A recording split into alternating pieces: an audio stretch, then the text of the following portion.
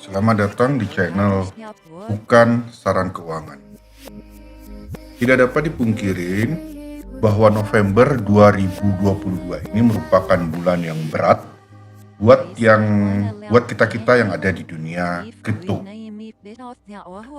Mengapa menjadi bulan yang berat? Ya tentu saja ini terkait dengan kebangkrutan FTX, exchanger terbesar kedua atau ketiga di dunia. Mengapa kedua atau ketiga? Sebab memang masih kejar-kejaran antara FTX dengan Coinbase. Oke, anggap saja FTX adalah exchanger terbesar ketiga dunia. Walaupun terbesar ketiga, tetap saja sangat besar. Bayangkan saja, aset yang hilang dalam 24 jam mencapai 300 triliun rupiah. Demikian besarnya angka 300 triliun itu sampai tidak ada kalkulator yang bisa menulis angka 300 triliun dengan lengkap. Tidak percaya? Coba aja ambil kalkulator kalian. Bisa nggak nulis 300 triliun dengan lengkap? Sebenarnya apa yang terjadi pada FTX?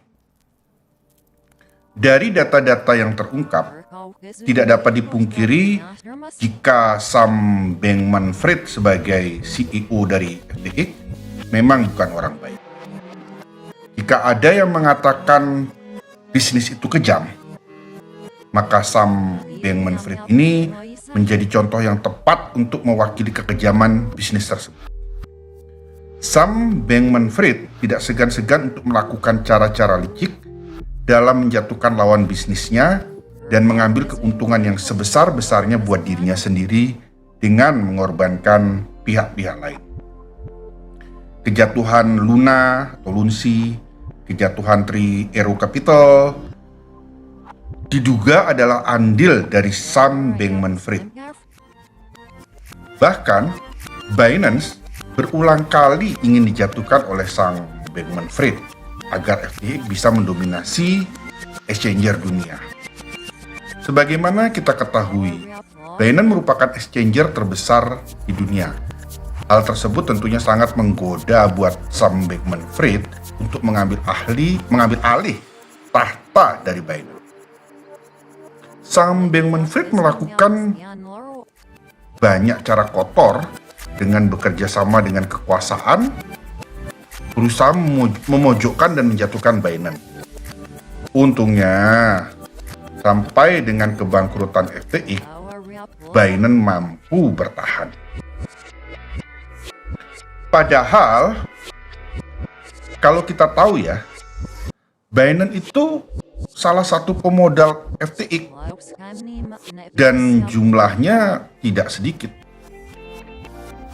Binance ini termasuk investor awal dari FTX. Dapat kita bayangkan bagaimana pribadi Sam Bankman-Fried ini.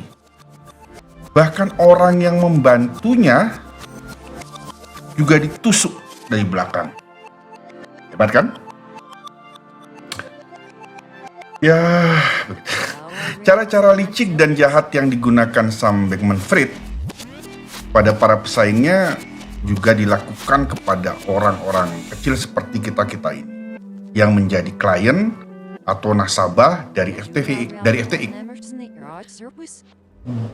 Bagaimana Sam Bankman-Fried menggunakan dana nasabah atau klien FTX untuk kepentingannya dirinya sendiri?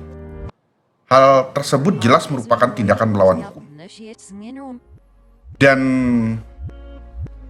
hal ini pula lah yang menjadi titik awal kebangkrutan dari FTX. Ini juga menjadi contoh yang bagus dari kalimat not your key, not your money. Atau beberapa kalangan menyebutkan not your key, not your crypto.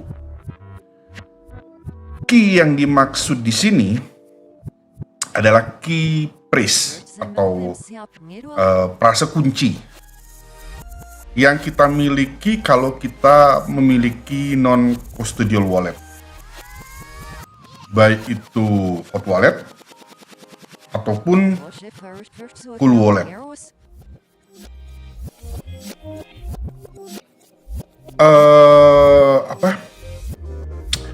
Rasanya kalian sudah paham lah ya apa itu key phrase ya. Dalam custodial wallet, seperti dana kita yang ada di centralized exchanger, itu disebut custodial wallet, kita tidak memiliki key phrase kita sendiri. Artinya dana kita tidak sepenuhnya dalam pengendalian kita.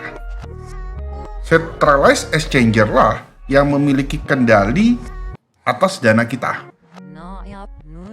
Dan hal ini merupakan kelemahan terbesar dari custodial wallet jika dibandingkan dengan non-custodial wallet.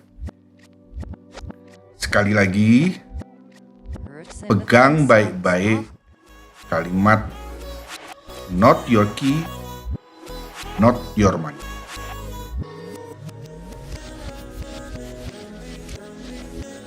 Hingga saat ini, para klien atau nasabah FTX tidak bisa melakukan withdrawal atau penarikan dana mereka. Bahkan laman dan aplikasi mereka tidak bisa diakses. Kalau hal ini kurang dahsyat, web maupun aplikasi mereka ada malware-nya loh.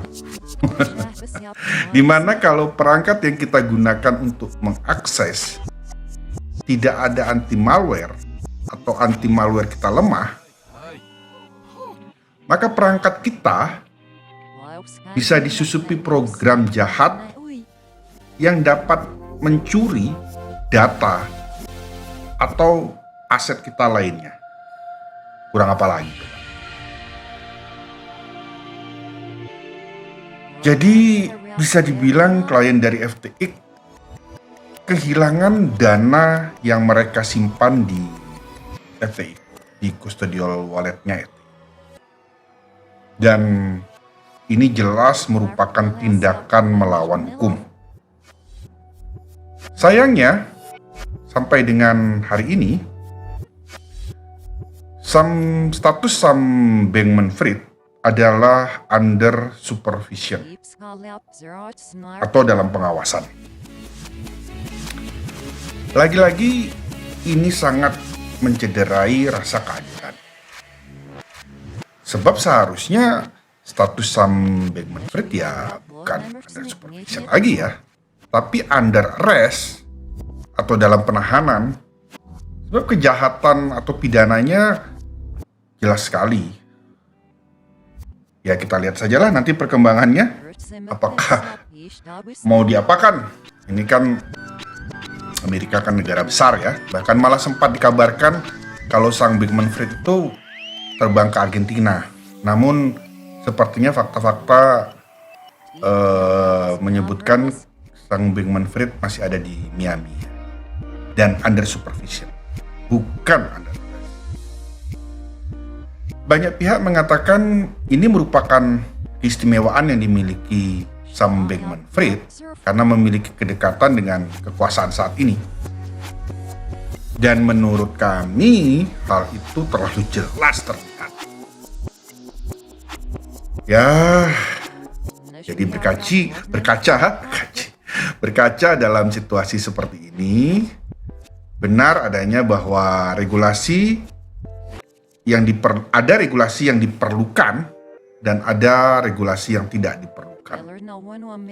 Untuk centralized exchanger sudah pasti regulasi dibutuhkan. Namun untuk decentralized exchanger regulasi tidak dibutuhkan. Kita tidak bisa ekstrim-ekstriman. Ekstrim sepenuhnya ingin tidak ada regulasi di dalam kripto. Sebab kenyataannya regulasi dia diperlukan. Atau di sisi lainnya, kita ingin ekstrim kalau kripto ini harus bebas dari regulasi sepenuhnya. Ya jadi kita harus case by case. Di satu kasus atau suatu case regulasi dibutuhkan, dan di case yang lain regulasi tidak dibutuhkan. Oke, itu dulu karena sudah cukup panjang. Mungkin di konten berikutnya kita akan bicara apa yang harus kita lakukan dalam situasi yang ekstrim dan berat dan penuh ketidakpastian seperti saat ini. Oke, itu dulu. Sampai jumpa di